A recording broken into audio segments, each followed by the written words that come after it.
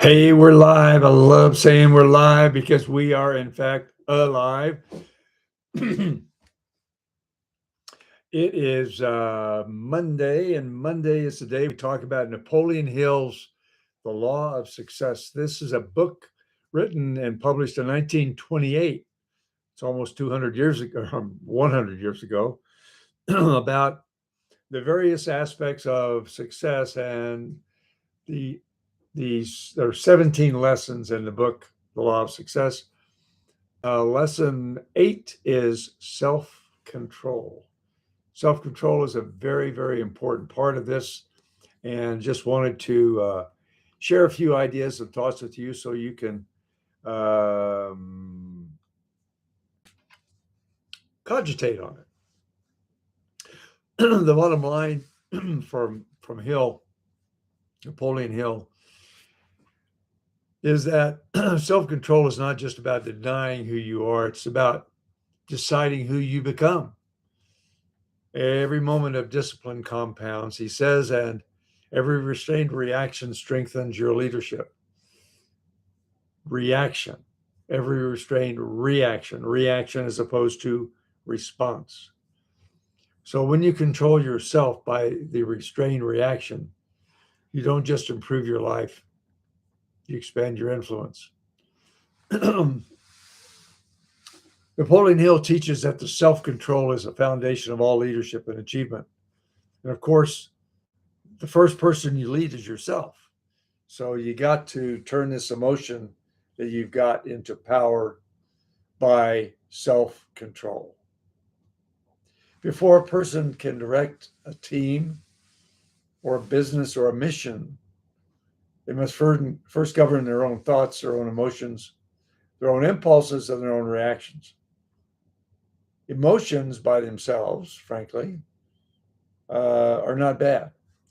They can be bad depending upon how they are used. For instance, anger is an emotion.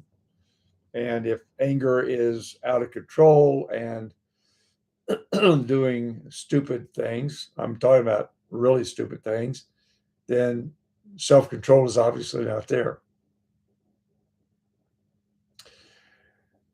Thoughts, emotions, impulses, and reactions. Self control is not suppression, it is intentional command of yourself. Napoleon Hill argues that unregulated emotion drains energy, it damages judgment, impairs judgment grossly, and weakens your influence, while disciplined, thoughtful actions build clarity, confidence, and trust. Mastery of self becomes a quiet force that separates us who react from those who react response. So 5 talking points that we just cover briefly. First of all, self-control is a personal command. Hill frames self-control as leadership over self before leadership over others. We've talked about that before in this podcast or stream, that you are your own leader first. The first person you lead is yourself. Self-control is not about being rigid, it's about choosing responses instead of reacting, responding instead of reacting. So if we have one catchphrase for this talk, it's respond as opposed to reacting. It's easy to react. It's a knee-jerk reaction. You don't ever hear about people talking about a knee-jerk response. You talk about knee-jerk reaction. So a couple of questions for you to think about. Where do reactions show up in your life? Stress, anger, impatience, distraction. And what would change if you just paused for a brief moment before responding? It may be 5 seconds, it may be 5 minutes before responding. Secondly, emotion is power, and direction of that emotion is everything.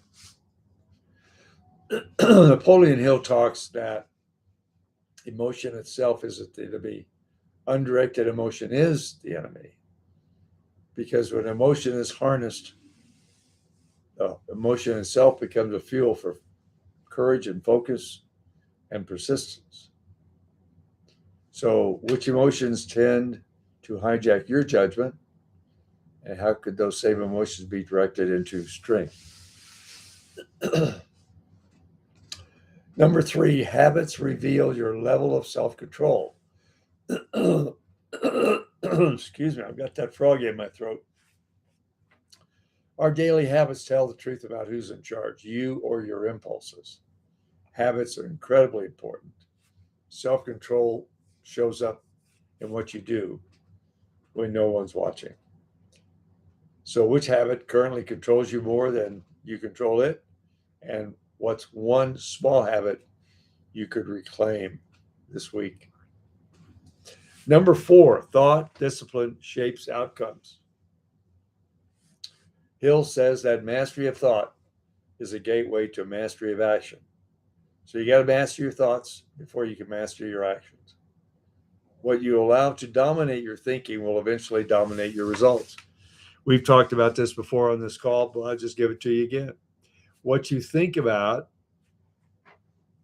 you talk about. And what you talk about, you bring about. So it's incredibly important for you to think good thoughts and think about what you've got going on in 1 year, 2 years, 5 years, 10 years down the road. What you allow to dominate your thinking will eventually dominate your results. So maybe you can look at your patterns that limit you. What limits you where you are right now? Doubt, blame, urgency, fear. Fear of the unknown, fear of failure, fear of success. Believe it or not, some people are fearful of success. And what thought would you choose right now if you had some thought that you want to be totally infused? Number 5, self-control builds trust and authority. People trust leaders who are steady, calm, and consistent under pressure. We look at people who are calm under pressure as being the people that can best get us out of this mess, whatever this mess is. Self-control earns respect without demanding it. So the question might be, who do you respect the most? And how do they demonstrate self-control? In fact, this might be an opportunity for you to send them a note of thank you, saying, thank you for your great model of self-control. And how does your behavior influence others when things get started? So I'll get back to the conclusion right now that we began with. Napoleon Hill reminds us that self-control is not about denying who you are. It's all about deciding who you become. Every moment of discipline compounds, and every restrained reaction strengthens your leadership. You're choosing to respond as opposed to reacting. When you control yourself, you don't just improve your life, you expand your influence. Great thought for the day. So thank you for this. Departing today, I'll read a couple of quotes that I got from this book chapter. He who controls himself controls destiny. If you cannot control yourself, you may be sure you cannot control others. Emotion is a form of energy. When controlled and directed, it becomes a powerful force for achievement. The man who can control his temper can control anything. Self-discipline is the ability to make yourself do what you should do when you should do it, whether you feel like it or not. No person may enjoy outstanding success without good judgment, and no person may have good judgment without experience. Experience comes through self-control. Viktor Frankl famously said, between stimulus and response, there is a space. In that space is our power to choose our response. If we can choose reaction if we want to, or choose a response. And finally, an attribution to Abraham Lincoln, although we're not really sure he said it. Discipline is choosing between what you want now and what you want most. It might be the same thing. Hope you had a good session today. It was very good for me talking about closing teaching thought for today is self-control is not about restraint. Self-control is about freedom. Freedom from impulse, freedom from regret, and freedom to live on purpose into the future.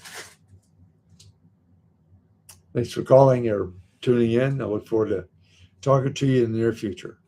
My phone number is 505-252-1224, 252-1224, area code 505, Mountain Time. I'd be happy to talk with you if you want to talk more about programs we have available.